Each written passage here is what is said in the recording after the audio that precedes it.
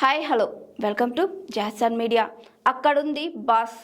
Average టాక్తోనే 500 రోజులు ఆడిన సినిమా ఇప్పుడుంటే వారం లేదంటే 10 రోజులకు సినిమా బ్లాక్ బస్టర్ బంపర్ హిట్ అని పోస్టర్స్ వేసుకుంటున్నారు. కానీ అప్పట్లో సినిమా అంటే 50 రోజులు ఆడితే అది యావరేజ్, 100 రోజులు ఆడితే అది హిట్, 100 రోజులు దాటిందంటే అది బంపర్ హిట్. ఒకప్పుడు సినిమాల క్రేజ్ కూడా అలానే ఉండేది. ఇప్పుడు ఓటీటీల పుణ్యమా అని నెల రోజుల పైనే సినిమాలు థియేటర్స్ నుంచి తీసేస్తున్నారు. అలాగే అప్పట్లో హీరోలు ఏడాదికి కనీసం 3 సినిమాలు చేసేవారు. ఇప్పుడు 2-3 ఏళ్లకు ఓ సినిమా చేస్తున్నారు. ఇవన్నీ పక్కన పెడితే ఓ హీరో సినిమా 29 రోజుల్లోనే షూటింగ్ కంప్లీట్ చేసుకొని ఏకంగా 500 రోజులకు పైగా థియేటర్స్ లో ఆడి రికార్డ్ క్రియేట్ చేసింది.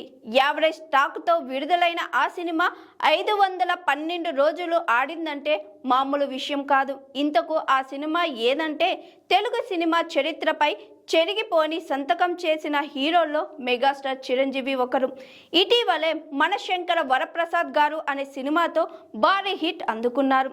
అనిల్ రావిపూడి డైరెక్టర్గా ఈ సంక్రాంతికి విడుదలైన మనశంకర వరప్రసాద్ గారు సినిమా భారీ విజయాన్ని అందుకుంది. చిరంజీవి ఆయన కెరియర్లో ఎన్నో అద్భుతమైన పాత్రలు చేశారు.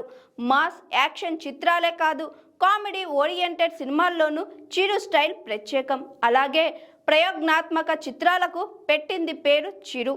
అయితే ఆయన కెరియర్ ఆరంభంలో తెరకెక్కించిన ఓ సినిమా అప్పట్లో బాక్సాఫీస్ ని షేక్ చేసింది. 1982లో మెగాస్టార్ చిరంజీవి, మాధవి జంటగా నటించిన చిత్రం ఇంట్లో రామయ్య వీధిలో కృష్ణయ్య.